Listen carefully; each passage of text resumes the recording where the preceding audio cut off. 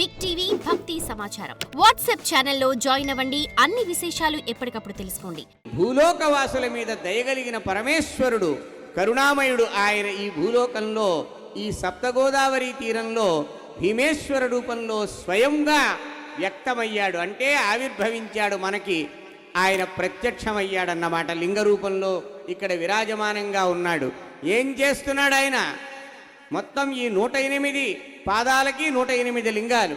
ఆ లింగములకి ఆయన యొక్క శక్తి అందరికీ భీమేశ్వరుడే మొత్తం ఆ 108 కలుపుకుని మధ్యలో ఆయన ఉన్నాడు.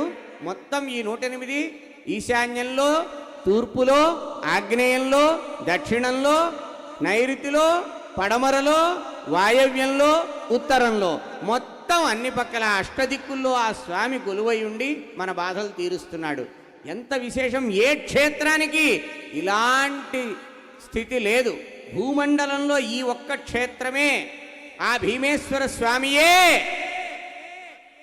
మొత్తం సమస్త జీవులు, అంటే భూమిలో ఉన్న జీవులందరూ ఈ కోనసీమలో, అంబేద్కర్ కోనసీమ జిల్లాలో, రామచంద్రాపురం మండలంలో, ద్రాక్షారామలో ఉన్న ప్రజలకే కాదండి, మొత్తం భూమండలం, ఈ తెలుగు రాష్ట్రాలే కాదు, ఈ భారతదేశమే కాదు, ఏషియా ఖండమే కాదు, సమస్త భూమండలంలో ఉన్న మనుష్యులే కాదు, జంతువులే కాదు, పశువులే, పక్షులు, క్రిములు, కీటకాలు, సమస్త జీవరాశుల్ని వాళ్ళ కర్మలన్నింటినీ కూడా, అంటే ఏమిటి, మనకి కర్మను అనుభవిస్తాం కానీ అనుభవిస్తుంటే బాధ ఉండదు. అది చేస్తాడు ఆ పరమేశ్వరుడు. బాధ లేకుండా అనుభవించే స్థితి కలిగిస్తాడు. అది ఎట్లా అంటే అది ఆయన గొప్ప శక్తి. అది ఎలా కుదురుతుంది? మనకి సుఖమేమో తెలుస్తూ ఆనందపడతాం, దుఃఖం బాధ లేకుండా దుఃఖపడిపోతాం. ఏదో అది తప్పించేస్తాడన్నమాట. అలాగ మనకి తెలియకుండా అనుభవిస్తాం. అలాంటి స్థితిని ఆ పరమేశ్వరుడు కల్పిస్తాడు. అటువంటి స్వామి ఇక్కడ కొలువై ఉన్నాడు. ఇక మాణిక్యాంబ, మాణిక్యం అంటే కెంపు, మీకు తెలుసు కదా, రూబీ అంటాం. ఆ కెంపు, ఆ తల్లి అన్ని నవరత్నాల్లోనూ కెంపు ఎంత బాగుంటుందండి, ఎంత అందంగా ఉంటుంది. మంచి జాతి కెంపు. ఆ తల్లి కూడా అందరి యొక్క ఆ దేవతామూర్తులన్నింటిలోకి కూడా, శక్తి రూపాలన్నింటిలోకి కూడా ఎంతో ఉత్తమమైనటువంటి శ్రేష్టమైనటువంటి స్వరూపిణి ఆ మాణిక్యాంబ. ఆ మాణిక్యాంబ ఇక్కడ ఆమె తండ్రి దక్ష ప్రజాపతి ఆమె సతీదేవిగా ఉన్నప్పుడు ఇక్కడ యాగం చేశాడు. ఇంత భూమండలంలో దక్షుడంటే ఎవరు? బ్రహ్మదేవుడు కూడా, బ్రహ్మదేవునికి కుమారుడు లాంటివాడు. ఒకసారి బ్రహ్మదేవుడి యొక్క లోకంలో ఒక పెద్ద సభ జరిగింది. ఏదో ఒక విషయం, ఈ సృష్టి సంబంధమైన విషయం అక్కడ చర్చ జరుగుతూ ఉన్నది. దేవతలంతా వచ్చేసారు అక్కడికి, సమస్త ఋషీశ్వరులు వచ్చారు, అన్ని లోకాలకి ప్రతినిధులైన వారంతా వచ్చారు. వారు ఆ లోకంలో, ఆ రోజుల్లో తపశ్శక్తితో మనుష్యులు కూడా దేవలోకానికి వెళుతూ వస్తూ ఉండేవాళ్ళు. అలాంటి రోజులవి. ఆ సమయంలో బ్రహ్మగారు కొలువై ఉండగా ఆ సభలో దక్ష ప్రజాపతి వచ్చాడు. దక్ష ప్రజాపతి వస్తే, దక్షుడు ఎవరు? బ్రహ్మ సృష్టించిన వాడే. అయినా సరే దక్షుడు వచ్చేప్పటికి అందరూ లేచి నిలబడ్డారు, ఇన్క్లూడింగ్ బ్రహ్మగారు. బ్రహ్మగారితో సహా అందరూ లేచారు. దేవుడు బ్రహ్మగారు లేవడం ఏమిటండి? కొడుకు వస్తే తండ్రి నుంచుంటాడండి ఎక్కడన్నా? అంటే తపస్సు చేసి తండ్రిని మించాడు. తండ్రిని మించిన తనయుడు అని సామెత అప్పుడు పుట్టింది. అంతవాడు దక్షుడు. ఆయన ఒక యాగం చేస్తున్నాడు. అదే ఆ కొలువులో ఏం జరిగింది?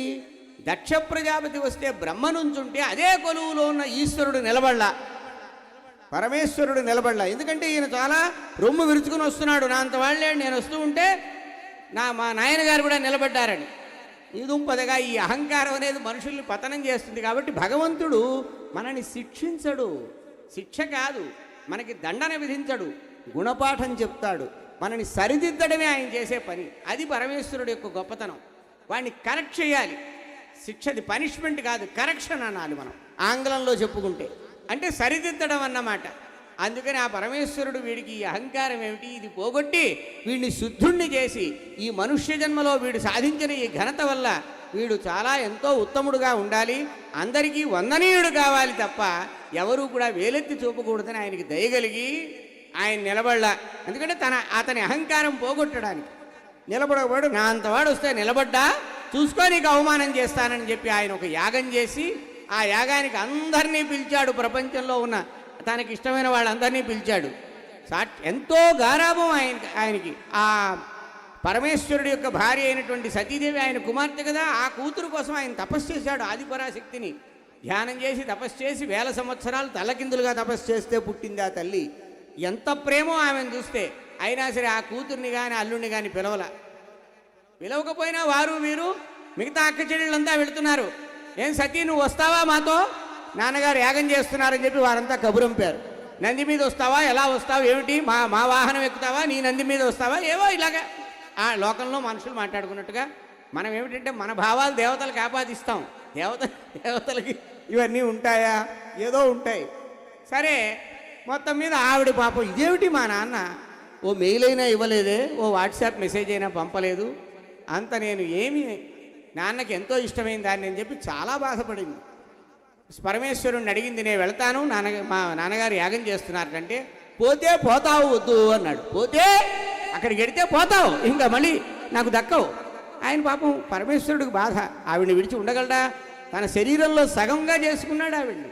వద్దు నువ్వు వెళ్ళొద్దు అన్నాడు. పాపం వెళ్ళొద్దంటే మా నాన్నగారు చేస్తుంటే మా అక్క చెల్లెళ్ళంతా వెళుతున్నారు, ఈ సరదాగా ఆ సమయంలో నేను వాళ్ళతో కలిసి ఆనందంగా గడపాలంది పాపం. సరే ఆ తల్లి వెళ్ళింది. వెళ్ళేప్పటికీ ఆయన పాపం ఆ దక్షుడు ఈమెను చూడగానే శివుణ్ణి నిందించాడు. ఏమని నిందించాడు, ఆ గుడ్డలు కట్టుకోకపోవడం ఏమిటి, మీ ఆయన దిగంబరుడు, ఏమయ్యా నీకు బట్టలు ఏమంటే అదిగో ఈ తూర్పు నా గుడ్డ దక్షిణం నా గుడ్డ అంటాడు. ఏమిటయ్యా అది, 10 మంది ముందు దక్షుడు గారు అల్లుడు గారు అంటే ఎట్టా ఉండాలి, ఆ తడి బొర్ర ఏమిటి, నెత్తి మీద గంగ ఏమిటి, ఆ కన్ను ఏమిటి, విరూపాక్షుడు అంటే రూపం హీనంగా ఉండే విధంగా వంకరగా ఉండేట్టుగా ఓ కన్ను ఉంది మొహం మీద. ఆ తర్వాత పాములేమిటి, ఆ పుర్రె పట్టుకుంటాడు చేతిలో, ఇవన్నీ ఏమిటని చెప్పి ఆయన అన్నాడు అందరి ముందు అని. అప్పటికి ఆవిడకి చాలా కష్టం వేసింది. తన భర్తని అలా అంటే 10 మంది ముందు చాలా చిన్నపుచ్చుకుంది ఆవిడకి, ఆత్మాభిమానం దెబ్బతింది. వెంటనే ఇక్కడే అది ఎక్కడ ఇదే ఈ దేవాలయం ఎక్కడైతే మాణిక్యాంబ ఉందో, వేంచేసి ఉందో, కొలువై ఉందో, మన కోసం మన కొంగు బంగారంగా ఉందో, ఆ తల్లి ఉన్న స్థానంలోనే ఆ తల్లి యోగాగ్నిని అంటే కాలి బొటన వేలుతో ఇలా రాచింది నేల మీద. అచేపటికి అక్కడ అగ్ని వచ్చింది. ఆ అగ్నిలో తన శరీరాన్ని ఆ అగ్నికి ఆహుతి చేసింది ఆ తల్లి. బంగారు బొమ్మ అయిపోయింది. ఆ బొమ్మ నెత్తిన పెట్టుకుని శివుడు పిచ్చివాళ్ళలాగా చాలా బాధతో ఉన్నాడు. ఆయన్ని ఎలాగైనా సరే ఆయన కోపం తప్పించాలి. ఆయన చాలా కోపం వచ్చేసింది శివుడికి. భీముడు అయిపోయాడు ఆయన, రుద్రుడైపోయాడు. బాగా కోపం వచ్చేసింది. ఎందుకంటే ఆ తల్లికి అవమానం జరిగితే ఆయన తట్టుకోగలడా, ఆయన నిందిస్తే ఆమె తట్టుకోలేదు. ఆమెకి అంత కష్టం తీసుకొస్తే ఆయన తట్టుకోగలడా. సరే పాపం ఆయన అప్పుడు విష్ణువు వచ్చి సుదర్శన చక్రంతో ఆ బంగారు బొమ్మలాగా ఉన్న ఆ తల్లిని ఛేదించడం, ఆమె 18 భాగాలుగా అయిపోయి ఆ మొత్తం యావత్ దేశంలో పడితే ఒక భాగం ఇక్కడ 12వ శక్తిగా అష్టాదశ శక్తిపీఠం ఇది. 18 మొత్తం దేశంలో ఉన్నాయి. కొన్ని ఇప్పుడు పాకిస్తాన్లో, బంగ్లాదేశ్లో కూడా ఉన్నాయి. శ్రీలంకలో ఒకటి ఉంది, లంకాయాం శాంకరీదేవి. తర్వాత ఎక్కడో ఒక పాకిస్తాన్లో ఉంది, హింగులాదేవి అక్కడుంది. అలాంటిది మనకి ఇక్కడే జరిగింది. అది మొత్తం 18 అష్టాదశ శక్తి పీఠాలకి ఒక రూపురేఖలు వచ్చినాయి. దానికి మూలం ఇక్కడే. ఆ తల్లి ఇక్కడే దక్షుడు యజ్ఞం చేసిన చోటు, బ్రహ్మాది దేవతలంతా కూడా ఆయన్ని ఎంతో గొప్పగా చూసిన చోటు, అందరూ వచ్చిన చోటు ఇక్కడికి. మొత్తం ప్రపంచంలో ఉన్న దేవతలు, ఋషులు అందరూ వచ్చినటువంటి పవిత్ర భూమి ఇది. ఈ భూమిలో ఒక్క పాదరేణు, ఒక్క రేణువు, ఆ పృథివీ కణం అంటే ఆ మట్టి రేణువును ఒక్కటి మన నెత్తిన పెట్టుకున్నా చాలు, మన జీవితాలు ధన్యమైపోతాయి. అలాంటి మాణిక్యాంబ కొలువై ఉన్నది. తర్వాత మనది త్రిలింగ దేశం అని చెప్పుకుంటున్నాం. త్రిలింగ దేశం అంటే 3 లింగాలు ఉన్న చోటు, 3 లింగాల మధ్యలో ఉంది. కొంతమంది చెప్తారు శుక్లలింగం, పీతలింగం, రక్తలింగం అని. తెల్లగా ఉండే లింగాలు కొన్ని ఉంటాయి. ఇక్కడ శుక్లలింగమా, తెలుపు. కొన్ని చోట్ల పీతలింగాలు ఉంటాయి, కొన్ని నల్లగా ఉంటాయి. ఈ 3 లింగాల మధ్య ఉన్నటువంటి దేశంగా చెప్తారు. అక్కడ మనకి ఇక్కడ నిదర్శనం. త్రిలింగాలంటే అదొక భావన. త్రిలింగాలంటే శ్రీశైలం, కాళేశ్వరం, ద్రాక్షారామం, అదొక పద్ధతి. కాళహస్తి, శ్రీశైలం, ద్రాక్షారామం అనే మాట ఒకటి. ఇవన్నీ చాలా చాలా ఉన్నాయి. ఏది ఏమైనప్పటికీ త్రిలింగాలతో కూడిన భూమి ఇది, త్రిలింగ భూమి. అందుకే మనం త్రిలింగ అంటే అదే తెలుగుగా అయిందన్నమాట. ఇందాక నేను మనవి చేసినప్పుడు మీరందరూ లేరు కాబట్టి మళ్ళీ చెప్పిందే చెప్పవలసి వస్తోంది. విన్నవాళ్ళు 2 సార్లు విన్నామే అనుకోవచ్చు, అనుకుంటే అనుకున్నారు. భగవంతుడిని ఎన్నిసార్లు కీర్తిస్తే మనకి పుణ్యం వస్తుందండి?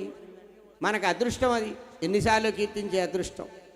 అయితే సంస్కృతంలో దేవతలు మాట్లాడతారు కాబట్టి ఇది సంస్కృతం దేవభాష అన్నారు. ఇప్పుడు మనుషులంతా మాట్లాడుతున్నారు. మనుషులు సంస్కృతంలో మాట్లాడితే దేవతలకు వినపడుతుంది, వాళ్ళకి అర్థమవుతుంది. అందుకే మన మంత్రాలన్నీ సంస్కృతంలో ఉంటాయి. ఆ తర్వాత తమిళం ఋషుల భాష అంటారు. తమిళం అన్నిటికన్నా ప్రాచీన భాష అంటే అది ఋషులు, అంటే నిత్యసిద్ధులు అంటారు వాళ్ళని. ఆళ్వార్లు నాయనార్లు అని వారంతా అందులో భగవంతుడిని గానం చేశారు. అందుకే ఇప్పటికీ తమిళ దేశంలో ఇప్పటికీ వైష్ణవాలయాల్లో ఆ పల్లాండు అంటూ ఆ అరవంలో ఉన్న మంత్రాలే గానం చేస్తూ ఉంటారు. అలాగే మరి తెలుగు ఏం భాష? వీటన్నిటినీ మించింది తెలుగు. మనం మాట్లాడుకునే భాష గురించి కూడా చెప్పుకుంటున్నాం మనం. ఇది చాలా ముఖ్యమైన విషయం, ప్రతి ఒక్కళ్ళు కూడా మనసులో పెట్టుకోవాలి. శివుడు త్రిలింగ అంటే శివుడే భాష అయిపోయాడు. ఇక్కడ శివుడే భాష అయిపోతే ఆ భాష మాట్లాడుకుంటున్నాం మనం. ఇది శివ భాష. అందుకే మనం ఏం చేస్తాం, అక్షరాభ్యాసం చేసినప్పుడు ఏ కులం ఏ మతం లేదు, ఈ ప్రాంతంలో ఉన్న వాళ్ళం తెలుగు వాళ్ళం అందరం కూడా ఓ నమః శివాయ అని రాస్తాం. ఎందుకంటే ఆ పిల్లలకి ముక్కులో వెళ్ళిపెట్టిన ఎక్కడ వెళ్ళిపెట్టి చేతులు కాళ్ళు కడుక్కోరు కాబట్టి అలా మంత్రంలా ఉచ్చరించకూడదని ఓ నమః శివాయ సిద్ధన్నమః అని పంచాక్షరి మంత్రం, పంచాక్షరితో అక్షరాభ్యాసం చేసేటువంటి భూమి, అటువంటి జనం ఈ ప్రపంచంలో మరెవరూ లేరు, మనం ఒక్కళ్ళం తప్ప. అంత గొప్పవాళ్ళం మనం.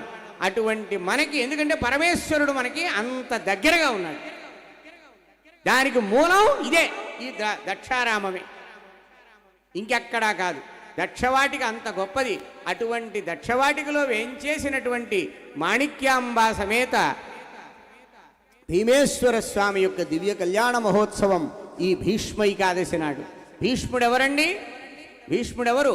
ఈ ప్రపంచంలోనే గోధర్మ సర్వధర్మాణం ధర్మోధికతమో మతః, అన్ని ధర్మాల్లోకి అధికతమ, అధికతర అధికతమ, అన్ని ధర్మముల కన్నా అధికతమమైన ధర్మమేది అని అడిగితే భీష్ముల వారు చెప్పాడు, విష్ణు సహస్రనామం భగవంతుడి నామమే, ఆ నామాన్ని మనం కీర్తించడమే గొప్ప ధర్మం అన్నాడు.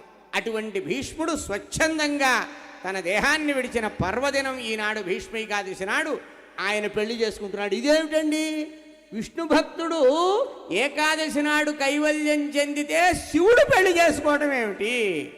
దీనికి పెద్దవాళ్ళు ఏం చెప్పారంటే, మాధవో మాధవ వీశౌ సర్వశక్తి విధాయినౌ, మాధవో మాధవ వీశౌ సర్వశక్తి విధాయినౌ, వందే పరస్పరాత్మానౌ పరస్పరనుతి ప్రియౌ. ఒక మహానుభావుడు చెప్పాడు, ఎవరండి విష్ణువు, ఎవరండి శివుడండి వాళ్ళు. ఏమిటయ్యా శివుడు విష్ణువు అంటావు?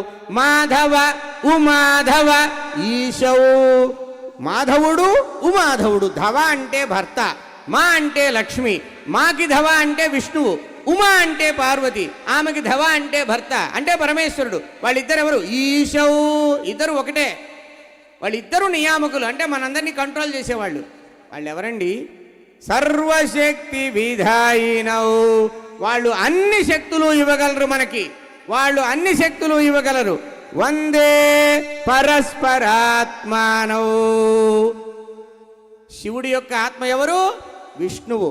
విష్ణువు యొక్క ఆత్మ ఎవరు? శివుడు. వాళ్ళిద్దరికీ భేదం లేదయ్యా. భేదం లేదని మీకు ఎలా తెలుసు? భీష్మ ఏకాదశి నాడు శివుడు పెళ్లి చేసుకుంటాడు. విష్ణు ప్రీతికరమైనటువంటి పర్వదినం నాడు శివుడు వివాహం చేసుకుంటున్నాడండి. For more videos like this, subscribe Big TV channel.